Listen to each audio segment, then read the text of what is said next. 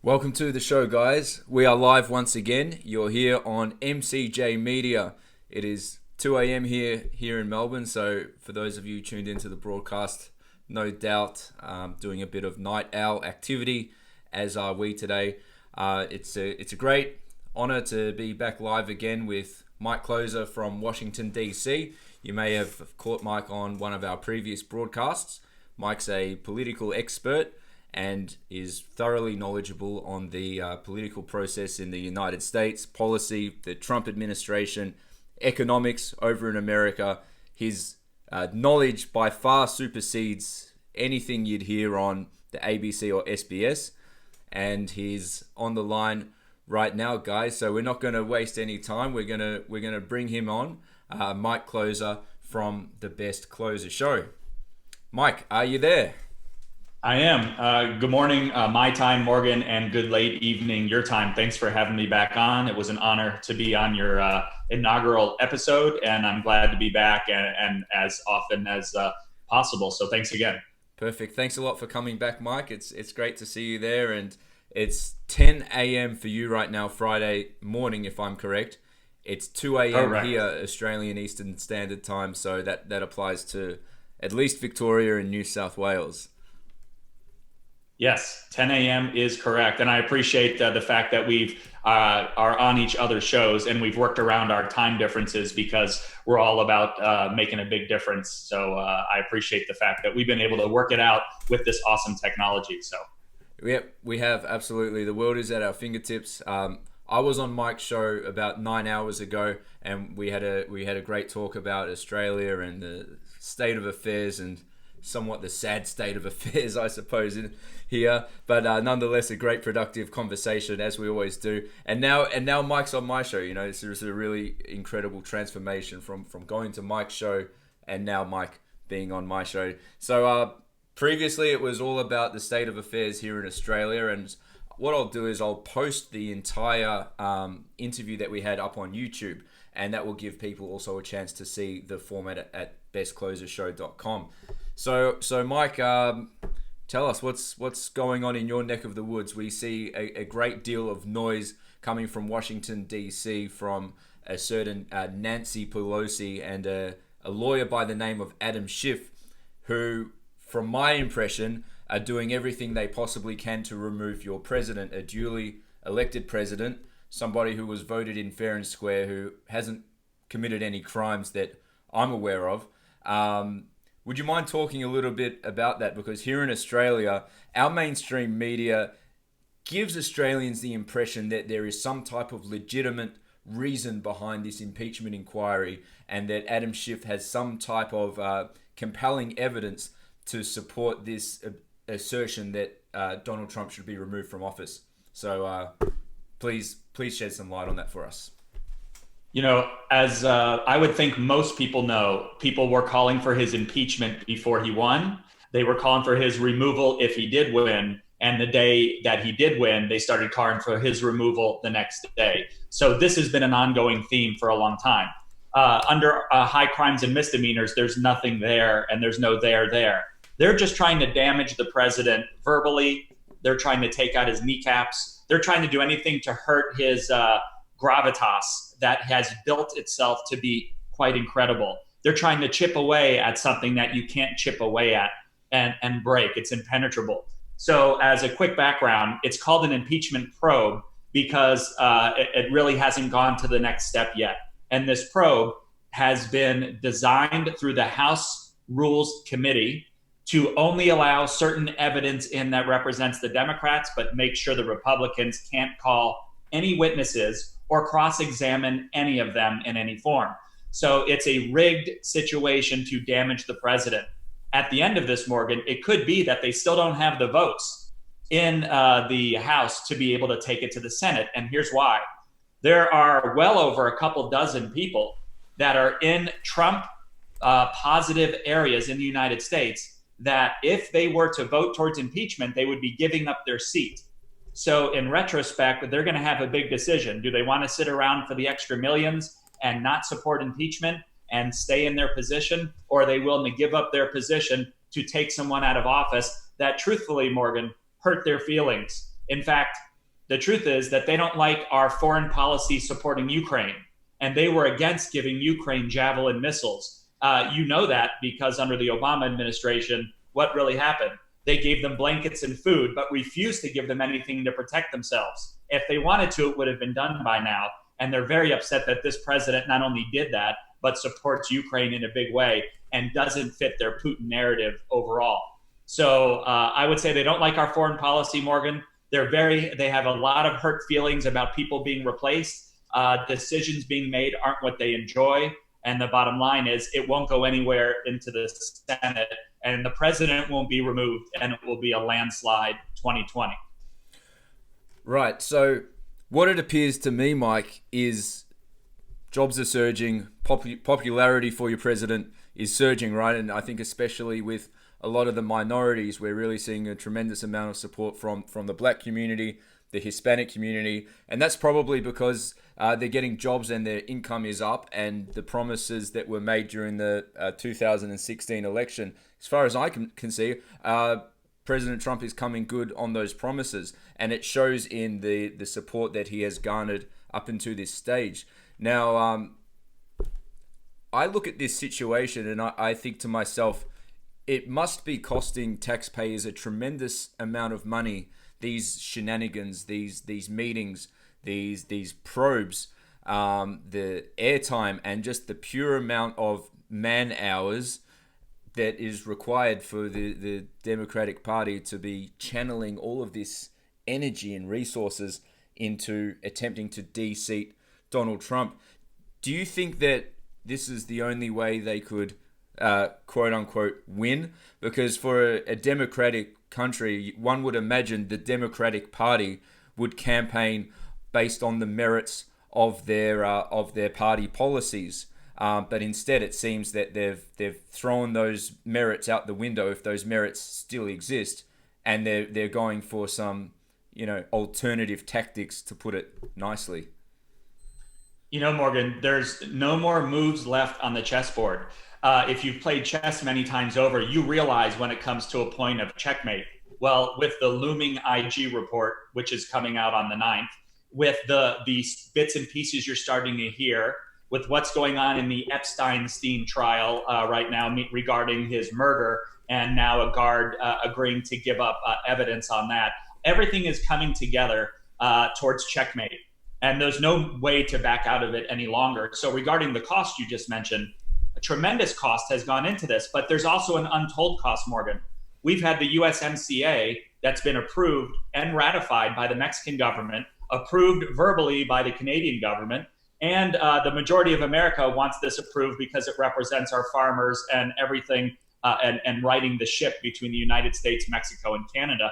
And Nancy Pelosi and the Democrats are purposefully not reviewing the details of the USMCA. The untold amount of money that's damaging us is greater than all the money they spent on the faulty Mueller investigation that went nowhere into Russian collusion, and now what you're witnessing in this phony impeachment trial. It could really backfire, and the votes don't happen in the House the way they think once they realize the true damage that's been done to the American electorate.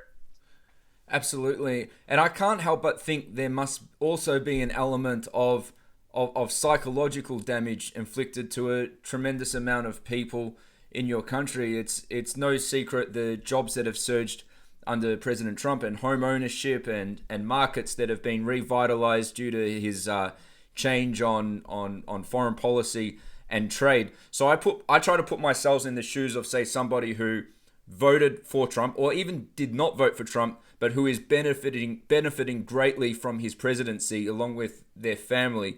And to see the opposing team, the Democrat Party, to come out and essentially try to undo all the good that has been done until this point. If you're a factory worker that all of a sudden has a job or part of the auto manufacturing industry, and an individual who now has an incredibly bright future due to the changes in trade, and then you see this team of people with this conceited effort to get rid of the man that helped change your life around, you got to think this is angering a lot of people, and that there must really be millions of Americans that are at their wits' end and not probably not willing to tolerate much more of this craziness. Morgan, even for the people that don't like him, for whatever reason, they decide they don't like his personality or his tweet or his comebacks, they should appreciate the fact that he's a fighter. I know they appreciate the fact that 91% of America is financially better off through taxation that has been lessened, through deregulation, through wage increase, and many more statistics I'm going to drop in a moment. So even those people realize it. Morgan, we have 4 times the minority support than we had in 2015. We have over 650,000 volunteers more than we had in 2016 currently on the ground, making a difference in the purple states that could become red. We are more organized, and we stand resolute in our support of a man that's done a lot for us. And we in turn need to do something special for him by solidifying and ensuring this for all Americans. So 6 million new jobs. We're heading towards 1 million manufacturing jobs, and we're going to see a tremendous difference in that next year. We have the lowest unemployment in history in almost every single category. We have wage increases for the national averages over 3, and for the minority community, Morgan, over 5.2. That's over a 2% difference. We've made strategic differences in every single financial indicator. That's beautiful. Through trade, also beautiful. Through tariffs, that was truly needed. We've given it to the farmers where they truly deserved it for being patient. We're firing on a lot of cylinders, Morgan. Imagine if the Democrats were finally put to bed in silence and started to participate in doing things that represented the constituents in which they represent. We would have something beyond special. But don't worry, we're still going to make it happen with or without my ending statement there. Perfect. A few interesting points there, Mike, and it makes me think about my country here in Australia, and I look at what you could describe as the tragic deindustrialization of Australia, the abolition of our industries through bad trade agreements, over taxation, over regulation, useless bureaucratic departments that very often only serve to interfere with the growth of Australian business. And it really is a tremendous shame to see our great industries disappearing in front of our eyes, and they've been disappearing for several decades now. And I know that before your president was elected, you had a very similar situation in your neck of the woods, from your car manufacturing to many of your great industries that had been sold essentially off into slave labor markets, undermining American wages and American industry. And since President Trump has taken office, he has taken some bold steps to bring those industries back. So if you wouldn't mind, Mike, would you mind talking a little bit more about the steps your president took to bring those industries back, and the impact of that has had on the economy and jobs since, say, 2016? Absolutely. Every day during the most dangerous leader's reign of terror, that's Obama, we lost our identity. Every single day, a piece of our identity was stripped away. Some of that was through spiritually. Some of that was through business, which would include regulations through the roof. That would include getting rid of the coal industry. That would include getting rid of all manufacturing, including 90% of our steel. And I could go on and on about what we lost. And every day we were being stripped away of who we are. And since we fought back and finally have a fighter that represented the people for the first time, we were every day getting a piece of who we are in return. And you could feel that every day, Morgan. It started with deregulation in multiple categories that brought us back to the 1960s, Morgan. 1960s was the level of deregulation President Trump brought us back to. That strategic difference alone made an opportunity for all of businesses, including Fortune 500 and small business, to profit at a level in which they never have before. Once you mix that with lowering taxes, which they did, giving the new expense regulations within our tax code, allowing small businesses to write things off unlike they could before, will give a unique advantage to the future without having to borrow capital to get there.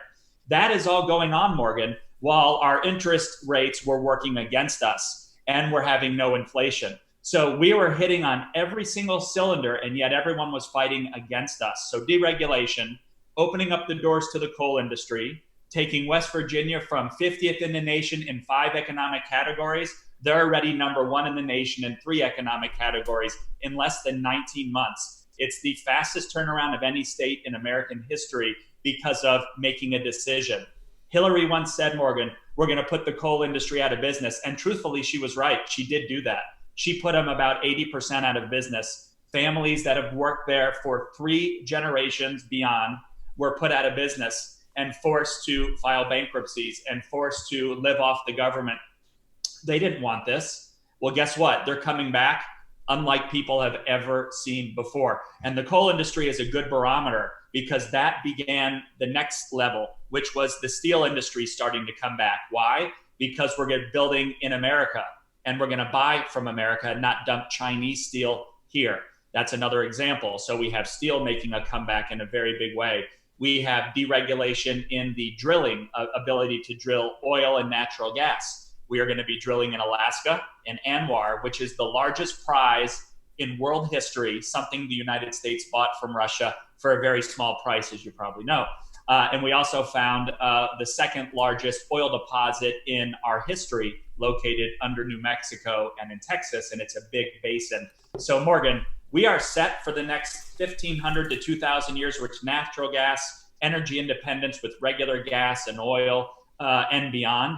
And now we have the ability to protect ourselves, build our walls, control our immigration, and do the right things that represent us. And if we do this for us, we can be better stewards for the world when we're truly needed. But we can't give it away anymore.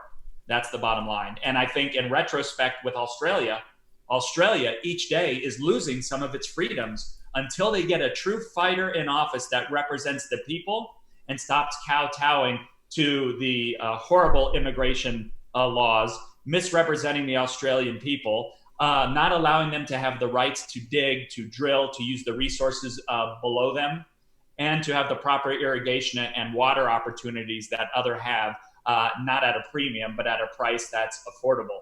There's a lot more that could be done to right that ship, but I haven't seen the fighter or the fight within. I'm seeing it from you, but I'm not seeing it from the ones that are passing these feckless laws. Yeah, it is a little bit unfortunate, Mike.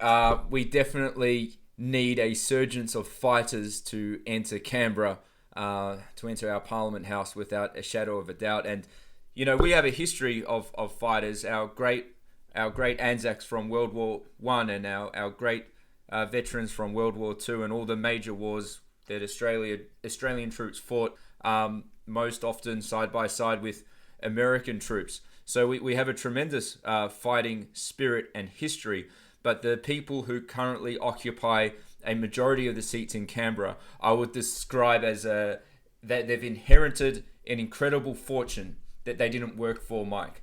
And instead of taking the steps necessary to grow our economy the right way by increasing sovereign wealth and advocating for exploiting our natural resources, well, that's what they're there for, right? For bolstering our industry and instead of incentivizing Australian innovation and ingenuity and exports, they've taken the road of foreign investment and immigration, and they stand behind foreign investment and immigration to show economic growth and increases in GDP.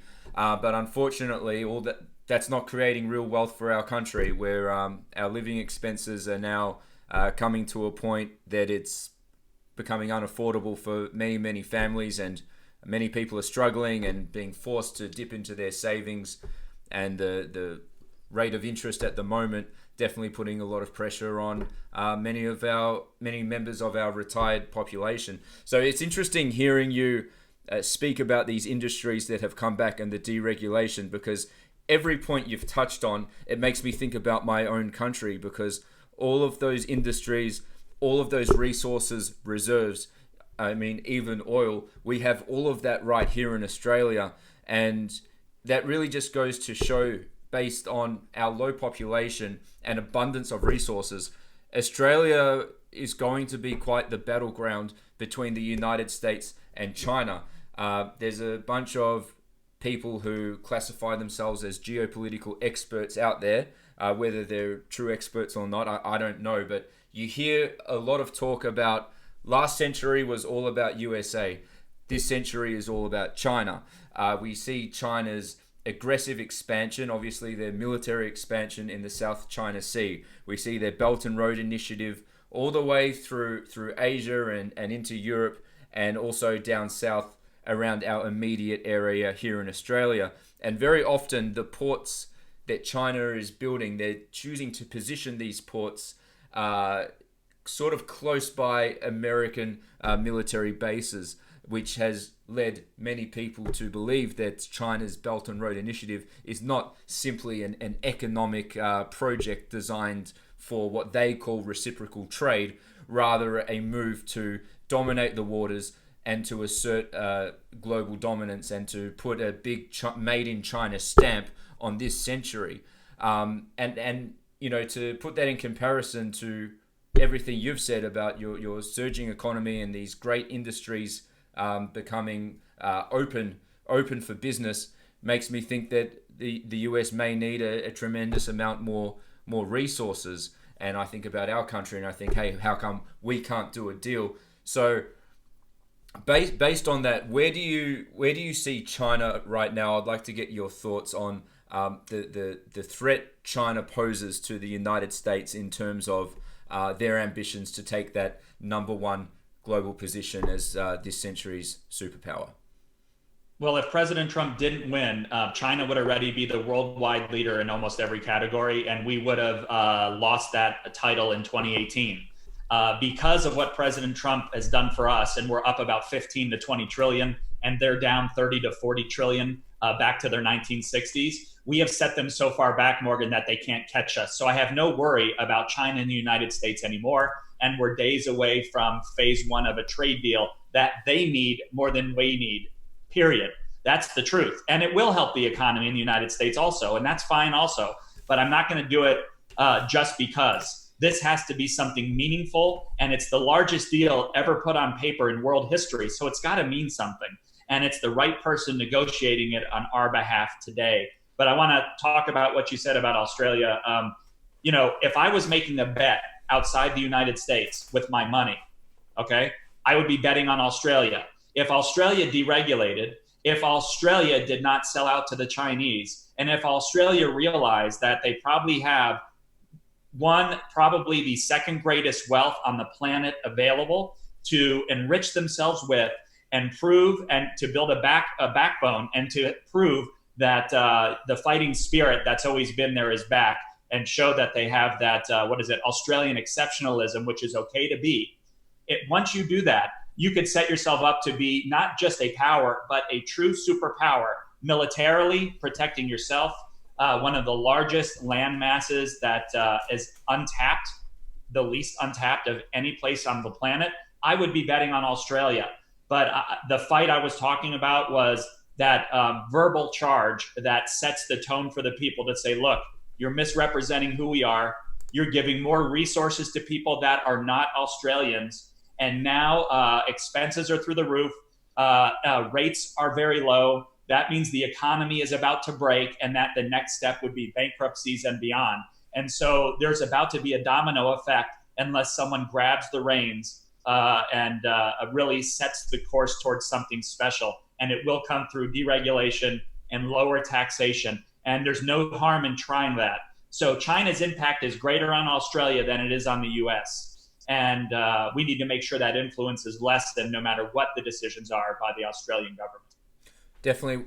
We're in a pretty tricky situation, Mike, because due to our leadership over the past few decades, we've found ourselves in a position where we are economically dependent on China. Our trade, for instance, is in surplus because of the sheer amount of resources China purchases from us.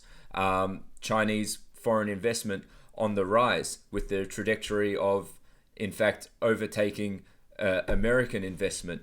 And we really do need to make some severe changes, and we really need to shuffle the seats around in our Senate, Mike, with 9 out of 72 senators belonging to the most radical left-wing party that you can really have, the Greens. And a lot of these people, I'm sure, are either closet case communists or not so much in the closet regarding their communist outlook on life.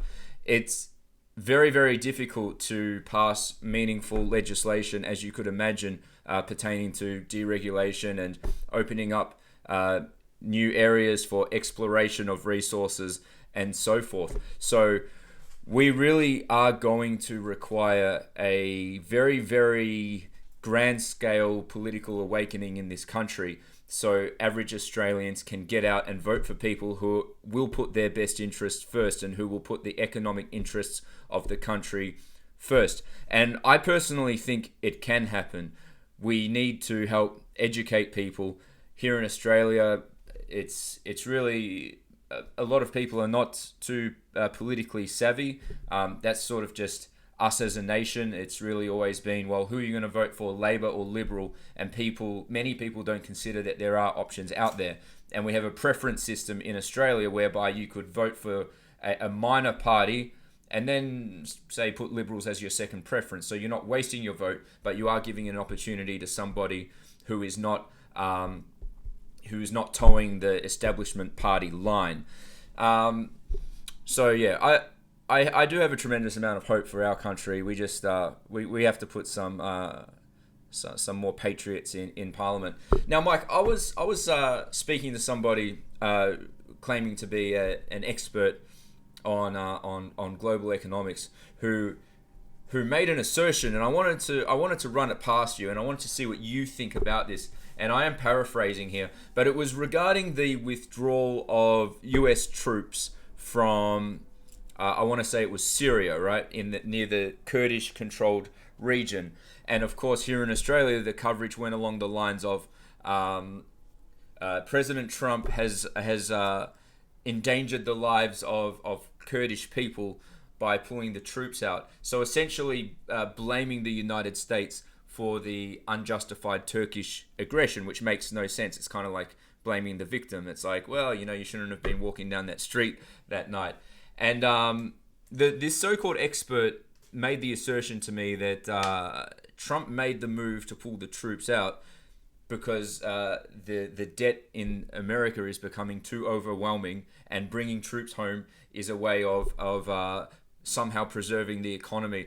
And I'd just like to get your thoughts on that statement, because to me it didn't sound right, but I'd like to hear it from you.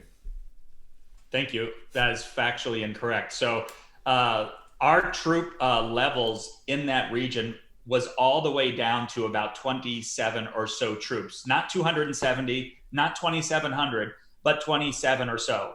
And the Turkish troops have amassed on the border 10, 15, or 17,000, and were pointing their weapons across at the enemy. And it happens to be that our troops were in harm's way.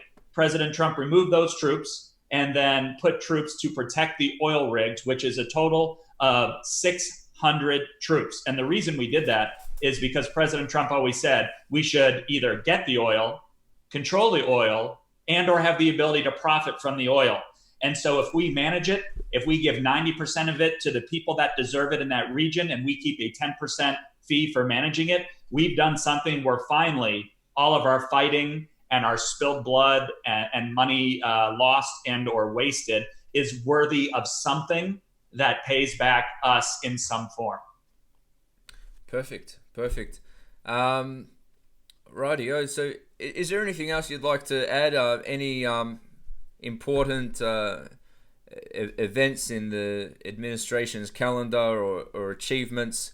I briefly read an article about a motion to support the freedoms of people in Hong Kong, and that it would most likely be endorsed by the president.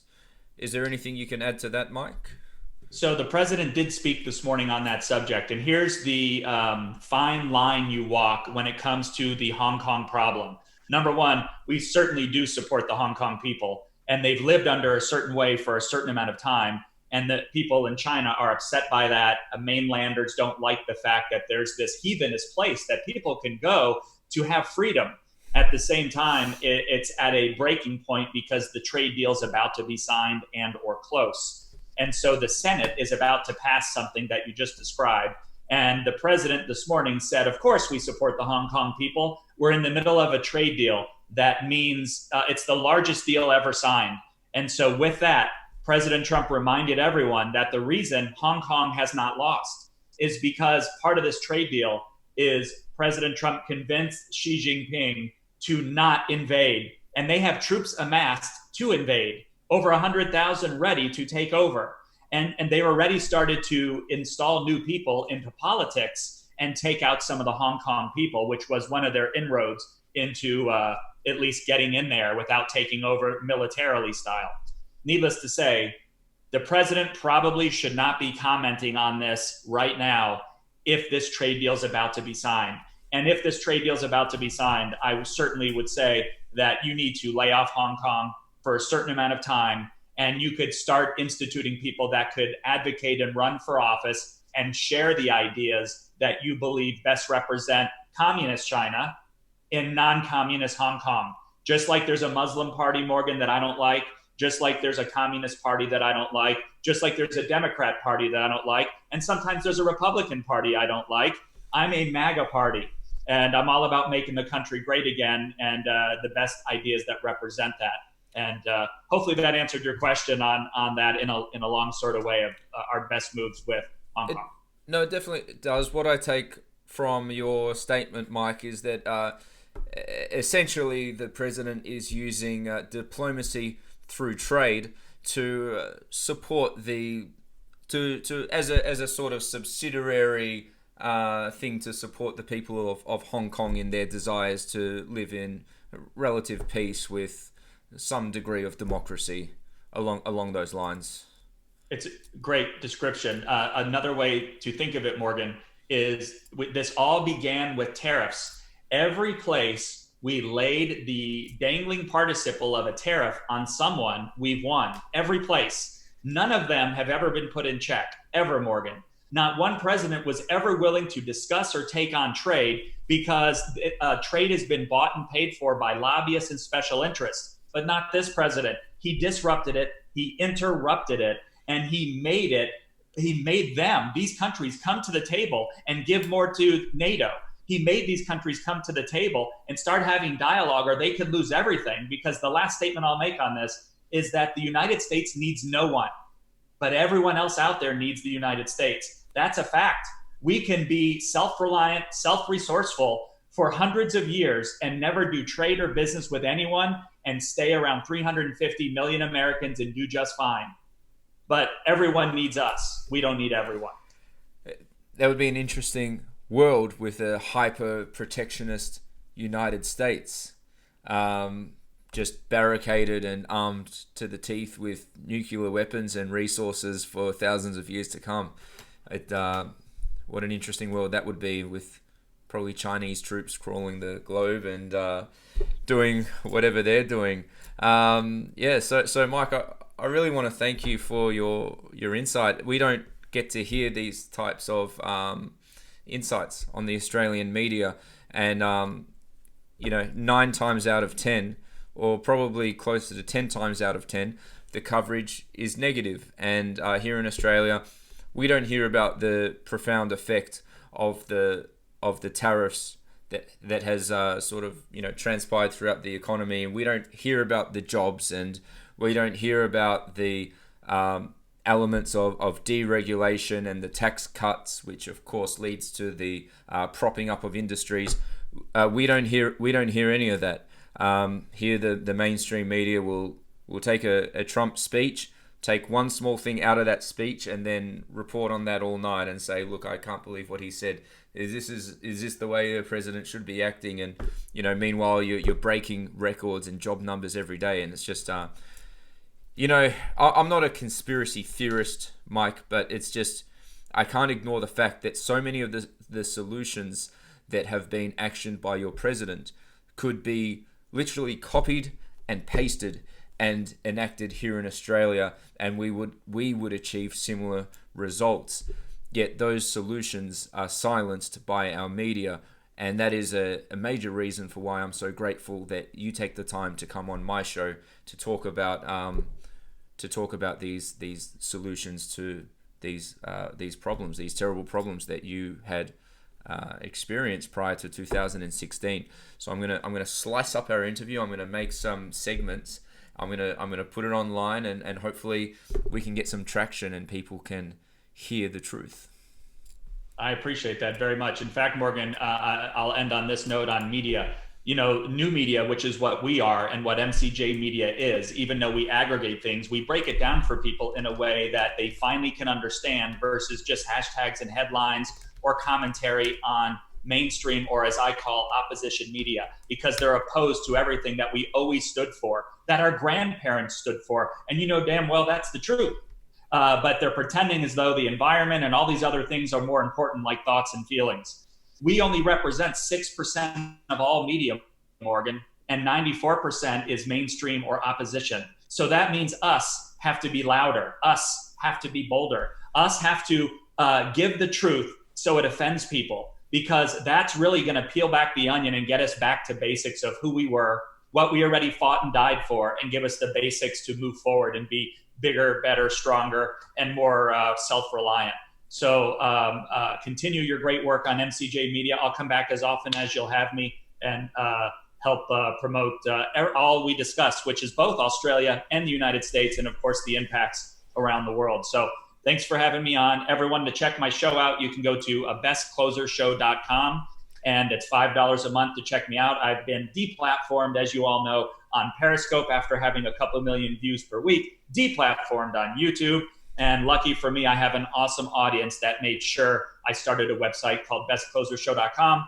And we also have some really cool merchandise that goes along with what's happening in media. So thank you again, Morgan, for letting me promote also at the end, and keep up the great work. Thank you very much for your time, Mike. Guys, once again, that's bestclosershow.com. Go and check it out. Mike is broadcasting every day. He runs a brilliant news show. So go and check him out. I'm on the show once a month. And Mike, once again, thank you very much for your time. Thank you, Morgan. Take care. Thank you. Have a great day. Goodbye. You too. Bye-bye. All right, guys, that was Mike from bestclosershow.com. I want to thank everybody for tuning in. It really is a great pleasure that we can have Mike on once a month to share some insight from the United States. We don't get anywhere near the full picture from our ABC or SBS or even channels 7, 9, and 10. The crew on Sky News, they do a great job, of course, reporting on American political affairs, but they're on cable TV, they're on Foxtel, and Foxtel, I believe, really only have a few 100,000 subscribers, so that reporting and that information is often not delivered to the homes of Australians. So bit by bit, we'll do our best to get the news out there from an independent perspective. And that wraps it up, guys. So I hope you enjoyed the broadcast. Thank you for watching, and I'll catch you next time.